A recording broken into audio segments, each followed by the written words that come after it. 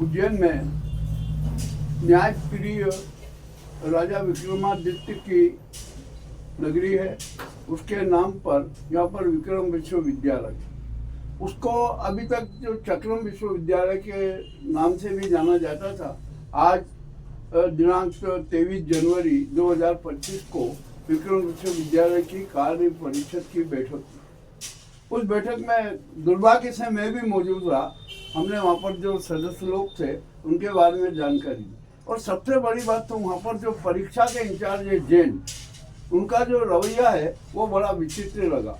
वो छात्र न तो छात्रों की समस्या सुनते हैं, न रजिस्ट्रार की बात मानते हैं, न ही गुरु को सही दिशा निर्देश देते, सही मार्ग बताते। हमारे LLM के 2 छात्र हैं, एक जिनका नाम है ब्रजेश पटेल और एक का नाम है कुलदीप दशोरा। उन्होंने कुल गुरु के सामने अपनी समस्याएं रखी। जैन से जब मेरे सामने ही चर्चा हुई तो उनका जो अहंकारी स्वरूप था वो भी मुझे सामने आया। इसके बाद में हम रजिस्ट्रार से मिले।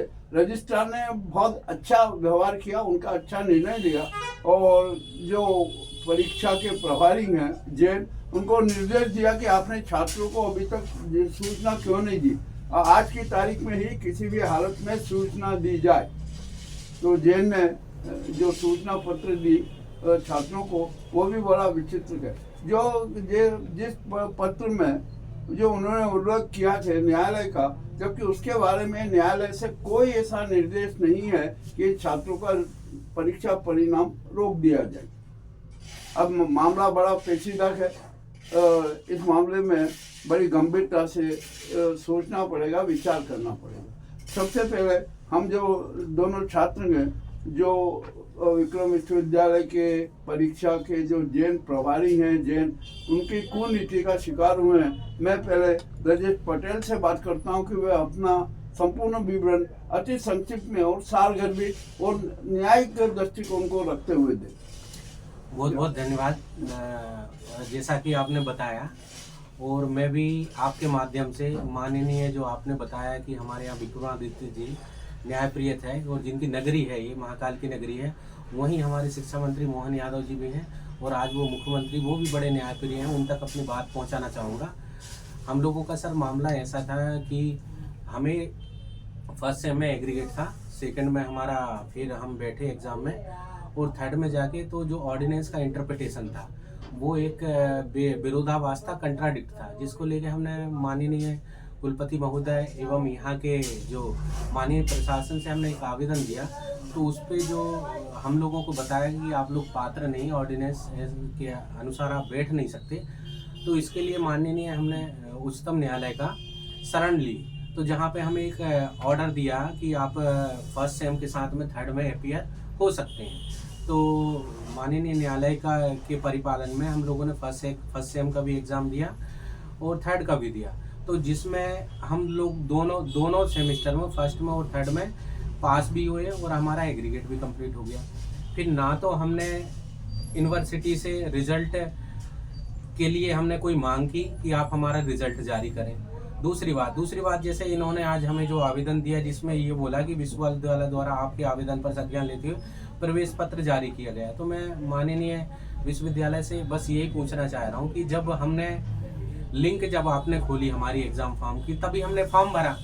उसके बाद में फिर जब लिंक का फॉर्म भरा तो एडमिट कार्ड जारी करना स्वाभाविक है, एक कि आपको जारी करना पड़ेगा।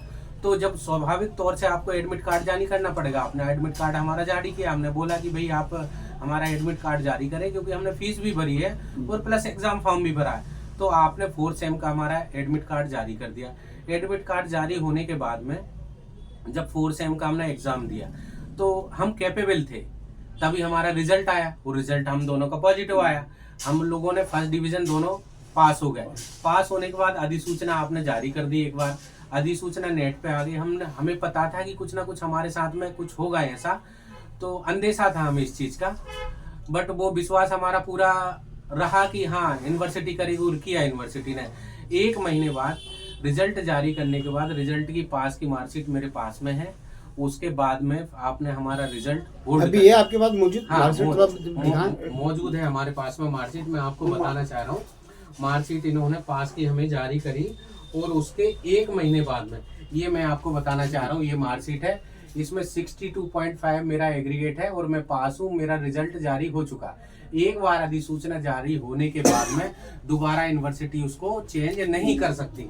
इसके बाद में फिर 1 महीने बाद में क्या हुआ कि जो स्टूडेंट है और LLM के क्या है, ऑर्डिनेंस ऑलरेडी कंट्राडिक्ट है, तो उसका बेनिफिट लेने के लिए हमारा रेफरेंस देके बहुत सारे स्टूडेंट ने मांग करी कि हमें भी बिठाए, तो उन स्टूडेंट को रोकने के लिए आपने 1 महीने बाद हमारा रिजल्ट विथहेल्ड करा, और उसकी मार्कशीट भी मैं आपको बता रहा हूँ, ये विथहेल्ड केस स्टॉप करके हमारी मार्कशीट आपने जारी करी। जब विथहेल्ड करके केस स्टॉप करके आपने हमारी मार्कशीट जारी करी, तो फिर हमें पता चला तो हमने माननीय कुलपति महोदय को, माननीय राज्यपाल महोदय को, माननीय महामहिम राष्ट्रपति महोदय को आवेदन दिया, और हमने यहाँ यूनिवर्सिटी में भी संपर्क किया, पर यूनिवर्सिटी से हमें कुछ भी लिखित में देने से मना किया गया।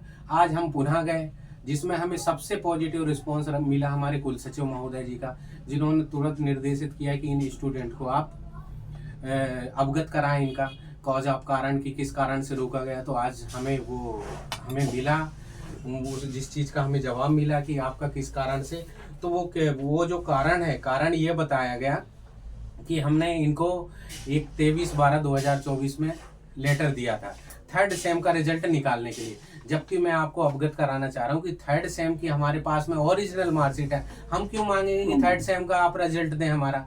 फिर इसके बाद में इन्होंने बताया कि उपयुक्त LLE 3th सेमेस्टर एवं 4th सेमेस्टर का परिणाम घोषित करने के लिए आवेदन प्राप्त हुआ, जबकि हमने 4th सेम का रिजल्ट जो हमारा एक बार जारी हो गया था उसको खोलने के लिए रोका गया था, उसको निकालने के लिए आवेदन दिया, ना कि हमने 3th सेमेस्टर का रिजल्ट रोकने के लिए। 3th सेमेस्टर फर्स्ट सेमेस्टर से लेके 3th सेमेस्टर तक हमारे पास में ओरिजिनल मार्कशीट है। हमारे को मार्कशीट चाहिए थी 4th सेमेस्टर की, तो जिसके लिए हमने यहाँ पे आवेदन दिया था। अब इसके बाद में क्या है, विश्वविद्यालय द्वारा आपके आवेदन को संज्ञान में लेते हुए प्रवेश पत्र जारी किया गया, जिसके आधार पर आपने 4th सेमेस्टर की परीक्षा दी। तो हमने ऐसा कोई निवेदन नहीं किया था। हमारा निवेदन ये था कि जब हमने फॉर्म भर दिया है तो हमारा एडमिट कार्ड जारी करना जेन्युइन है, वो तो छात्र हित में है, आपको देना पड़ेगा। तो इन सब चीजों को लेके गए थे। प्रकरण अभी भी लंबित है, अभी भी बेंच में लंबित है, पर उसमें रिजल्ट का कोई भी उल्लेख नहीं है कि आप रिजल्ट रोके। वो यदि आता है तो हमारा रिजल्ट शून्य बाद में हो जाए, हमें कोई परवाह नहीं है उसकी। हम जाएंगे माननीय न्यायालय में, फिर से जाएंगे यदि आपने दिया है, आप रिजल्ट नहीं जारी कर रहे। पर मेरा निवेदन माननीय मुख्यमंत्री जी से है और माननीय प्रशासन से है कि इस बात को संज्ञान में लेते हुए और ये छात्र दूसरे परेशान ना हो, उसके लिए आप ये करें। बहुत बहुत धन्यवाद आपका। कि आपका नाम? ब्रजेश पटेल। कहाँ से आप? मैं LLM 4th semester government law college Dewas. Patel साहब, आपने जो बात बताई, ये मुझे तो ऐसा लगता है कि सारी मिस्चिफ जो परीक्षा प्रभारी है तो मिस्टर जैन वो ही कर रहे हैं। वो शायद कुल गुरु को, रजिस्ट्रार को, सबको भ्रमित करना है। आज जो आपको लेटर दिया, यदि आज अपन उनको नहीं कहते तो ये लेटर आज भी आपको नहीं मिलता। सर मेरा आपसे निवेदन ये है कि ये पूरा इंटरप्रिटेशन पे है। हमारा जो केस है पूरा इंटरप्रिटेशन पे। पहले भी इंटरप्रिटेशन गलत किया गया और अभी भी जो इंटरप्रिटेशन निर्वचन है अभी भी गलत कर रहा है। अभी भी चीजों का गलत ही इंटरप्रिटेशन है। मेरा आपसे ये निवेदन है कि अभी भी जो चीजें हो रही हैं अभी भी गलत इंटरप्रिटेशन किया जा रहा है इन सब चीजों का, और वो आप अवगत करा रहे हैं कुलगुरु महोदय को और कुल सचिव महोदय को। अब इसमें मेन जो है, जैसे हम सहायक कुल सचिव परीक्षा से बात करें या गोपनीय से बात करें, तो सभी लोगों का ये मत है कि इस जो केस की डीलिंग है वो माननीय यहाँ के आपके परीक्षा नियंत्रक कर रहे हैं। तो परीक्षा नियंत्रक जी से भी महोदय है कि ये इन सब चीज़ों को एक व्यक्तिगत तौर पे ना लेते हुए आप इसको एक लीगली तौर पे लें तो अच्छा रहेगा, स्टूडेंट के छात्र हित में रहेगा। देखिए, परीक्षा का नियंत्रण का चरित्र मुझे आज पता लगा। अब हम उसका तो पोस्टमार्टम करेंगे ही, उनका जो अहंकार है वो समाप्त भी करेंगे। और आज कार्य परिषद की बैठक में आपने सदस्यों को भी अवगत कराया, मैं भी उसमें मौजूद था, कुशवाहा थे, रूप मंगनानी से, सभी थे, सबसे चर्चा की उनको बताया। उसमें कुछ सदस्य तो ऐसे लगे कि आपके साथ अन्याय हुआ जी, और वे न्याय के पक्ष में थे। अब आज कार्य परिषद में क्या निर्णय हुआ है ये तो 2 दिन बाद पता लगेगा जी। तो आपने जो अपनी सारी समस्याएं बताई परंतु सर अब इन सब चीजों का कोई लेना देना बचा नहीं है, क्योंकि हमें लेटर दे दिया गया ऑलरेडी कि आपका जो प्रकरण है माननीय उच्च न्यायालय के निर्देश के परिपालन में माननीय उच्च न्यायालय में प्रकरण विचाराधीन होने के कारण याचिकाकर्ताओं का जो है परिणाम रोका गया है। तो ये हमें मिल चुका है। अब इसमें हमें मतलब अब हमें केवल हमारे मुख्यमंत्री जी, माननीय मुख्यमंत्री जी और ईश्वर पे ही विश्वास है कि कुछ इसमें हो जाए, नहीं तो हम माननीय कोर्ट का न्याय सवाल जाएंगे कि जब इस पत्र के आधार पर तो ये लगता है कि आप उन्होंने आपको न्यायालय जाने की अनुमति दे दी है जी। आप वो न्यायालय में ही जाके तो सारा प्रकरण न्यायालय से ही सुना जाएगा जी। वहीं से अंतिम रूप में आएगा। तो मेरा कार्य परिषद का मतलब क्या रहा? फिर इतना परीक्षक का जो है उसने जो गलत इंटरप्रिटेशन किया है उसकी सजा क्या होगी ये तो अब आप नहीं देखोगे, ये हम देखेंगे कि उसकी सजा क्या दी जाए। आपने बहुत अच्छा विवरण दिया। नहीं सर, इसमें क्या है सर, इसमें जो था हमारा माननीय न्यायालय में भी उनके अधिवक्ताओं द्वारा यही बताया गया था कि ऑर्डिनेंस के हिसाब से तो आप बैठ सकते हैं, ऑर्डिनेंस जो है ऑर्डिनेंस के हिसाब से आप बैठ सकते हैं, पर आपने ऑर्डिनेंस को चैलेंज किया है। तो ऑर्डिनेंस को चैलेंज किया, बट हमने क्यों किया है? क्योंकि हमें बैठना था, हमारा साल बच जाए और हमारी परिस्थिति ऐसी नहीं, हम भी मीडियम किसान के बेटे हैं और साधारण फैमिली से आते हैं, हमारे पास इतना नहीं है, बट हमारा ऐसा था कि माननीय हमारा सुनेंगे और गंभीरता से लेते हुए छात्र हित में कुछ निर्णय दे देंगे। ये कोई वो नहीं था, या फिर यूनिवर्सिटी भी रख देती कि हमने छात्र हित में इनका रिजल्ट दे दिया है और आप अपना वहाँ पे डिस्पोज के लिए आप भी जा सकते थे, पर आपने तो वहाँ पे हमारा अपोज ही किया ना, तभी तो हमें माननीय न्यायालय में इतना समय लगा, नहीं तो हमारा तो मैटर सॉल्व हो चुका था। अब आपको जहाँ तक इस पत्र के आधार पे आपको न्यायालय की शरण भी लेना पड़ेगी, बिल्कुल, बिना उसके संभव नहीं है। आपने बहुत अच्छी जानकारी दी। अब मैं कुलदीप जी से बात करना चाहूँगा, वे भी अपनी कुछ बात बताएं। सर, मैं कुलदीप देशोरा और LLM 4th सेमेस्टर नवसम्मत विधि महाविद्यालय का विद्यार्थी हूँ।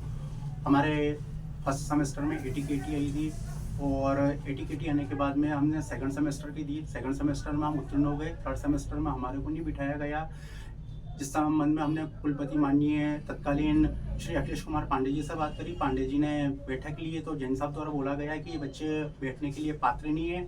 फिर उसके बाद में हमने माननीय उच्च न्यायालय में WPW 2500/2024 लगाई, तो माननीय उच्च न्यायालय ने ये कहा कि इनको थर्ड सेमेस्टर की परीक्षा दी जाए और जैसा थर्ड सेमेस्टर में का फॉर्म भरोगे, जैसा फर्स्ट सेमेस्टर का फॉर्म भरोगे वैसे ही थर्ड सेमेस्टर का फॉर्म भराया जाए और इनकी परीक्षा ली जाए। परीक्षा ले ली। परीक्षा लेने के बाद हमारे विश्वविद्यालय ने हमारे को रिजल्ट भी घोषित कर दिया, जिसकी अवधि जून माह में रिजल्ट घोषित कर दिया है। और उसके बाद में हमारा 4th सेमेस्टर की हमने कॉलेज में फीस भी जमा करवा दी थी, जो हमारा 8-9 हज़ार रुपये फीस जमा थी, वो फीस भी जमा करवा दी। और उसके बाद में हमारा एग्जाम फॉर्म भी 2500 रुपये के आसपास हमारा एग्जाम फॉर्म का खर्चा है, वो भी हमने जमा करवा दिया और परीक्षा भी ले ली। परीक्षा में भी हम उत्तीर्ण हो गए और जिसकी प्रिंट आउट हमारे पास में है और हमने तत्कालीन अभी वर्तमान में मुख्यमंत्री जी को भी लिख के दिया और कुलपति जी को भी लिख के दिया। लेकिन अब आपका एक लक्ष्य ये है कि किसी भी तरीके से आपका रिजल्ट जारी किया जाए जो रोका गया। हाँ जी सर,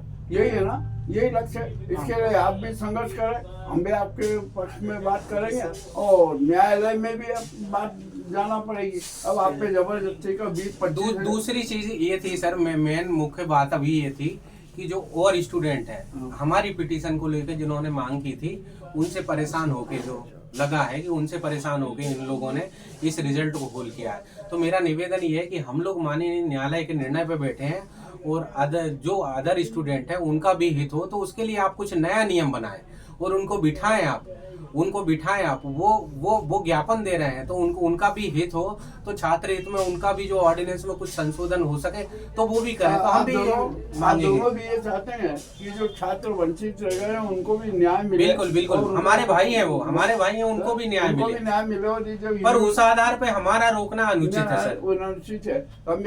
हम यही यूनिवर्सिटी के प्रशासन को यही कहना चाहते हैं कि सभी छात्रों को आप सामाजिक न्याय दीजिए, शिक्षा से वंचित मत कीजिए। सर, नई शिक्षा नीति क्या है? सब जगह एक जैसी शिक्षा नीति होनी चाहिए। और दिल्ली यूनिवर्सिटी के अंतर्गत फर्स्ट सेमेस्टर के छात्रों को थर्ड सेमेस्टर के साथ परीक्षा देने दी जाती है, लेकिन विक्रम विश्वविद्यालय में कुछ प्राइवेट डीन्स या प्राइवेट कमेटी प्राइवेट कॉलेज के एग्जाम चेयरमैन है ओके हमने विक्रम विश्वविद्यालय में जो अनियमितताएं और अनेक प्रकार के जो घपलेबाजी चल रही है उसका संज्ञान लिया।